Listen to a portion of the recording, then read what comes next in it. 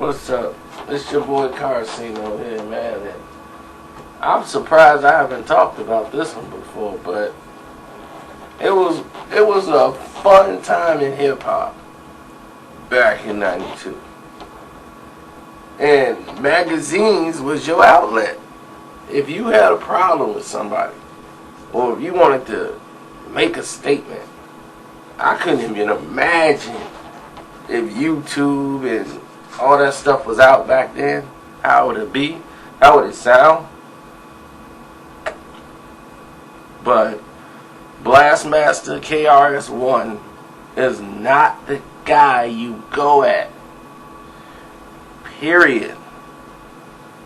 That's just one guy in rap you just leave alone. That's the best way you can even respond. I mean, this guy made Ice Cube say, nah. Nah.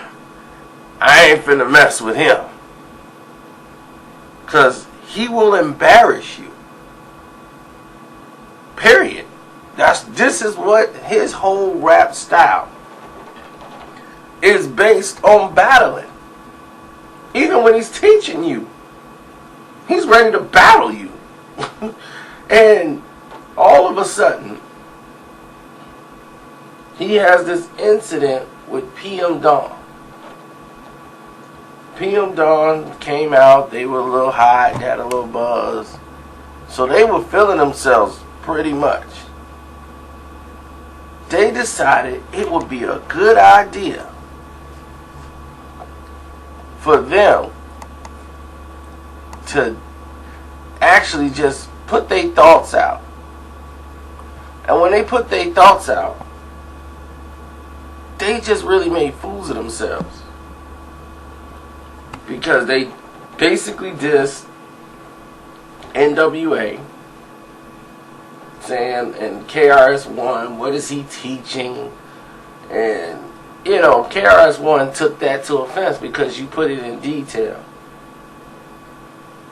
And that is like a magazine publication that had like maybe one paragraph of rap. And rappers couldn't really get into details anyway. And if they did, they were too commercial to even be in detail.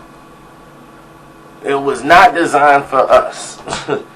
And PM Dawn had crossed a threshold where they were on another plateau where they were liked by the introspective hip-hop crowd.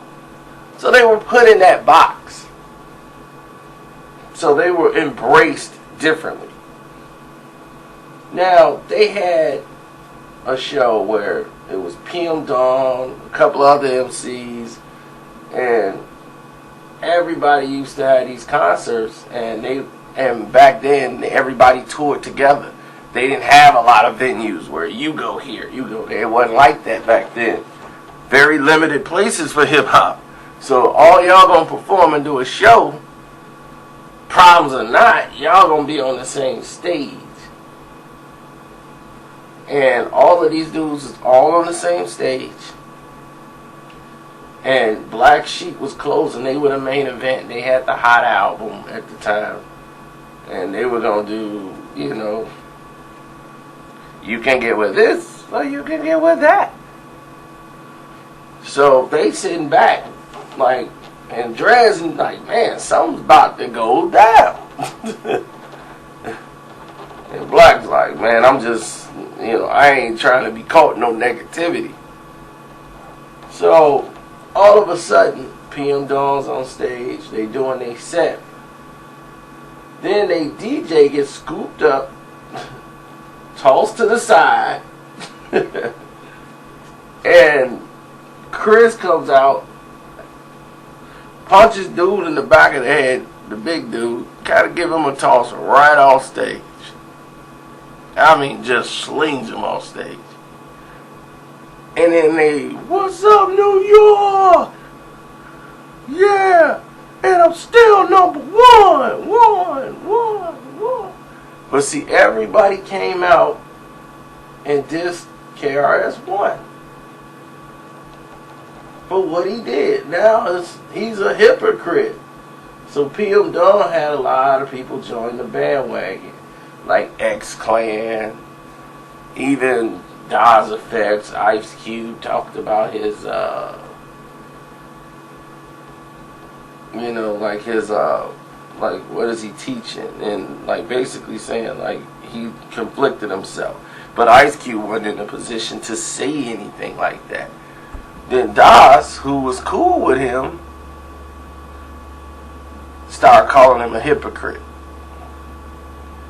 And then they go on Yo MTV Raps and drop the freestyle. Where's the iggity? The bum stickity. People want to know, but check the flow, my little chickadee. I'm coming with the books and kid, it looks like it's a win. You better get your plate because I'm serving raps for dinner. See, I freak it from the sewer, plus I'm quick to do your posse. I'm swooping on the loop just like I was a kamikaze. See, they thought I lost my spot, so they went and got real comfy. So now I gotta hit them hard and Bogart like Humphrey, you hypocrite. I'm ripping it till I retire. You're phony, full of baloney, like Oscar Mayer. So microphone check, what the heck? I threw that in because I used to catch rap with it. That's the jam I hot took, spit it. For Christ's sakes, I made you hit the brakes and you skid it. My style, you bit it, but y'all can keep that. Cause now I'm on some other type of flow and best believe that. Now,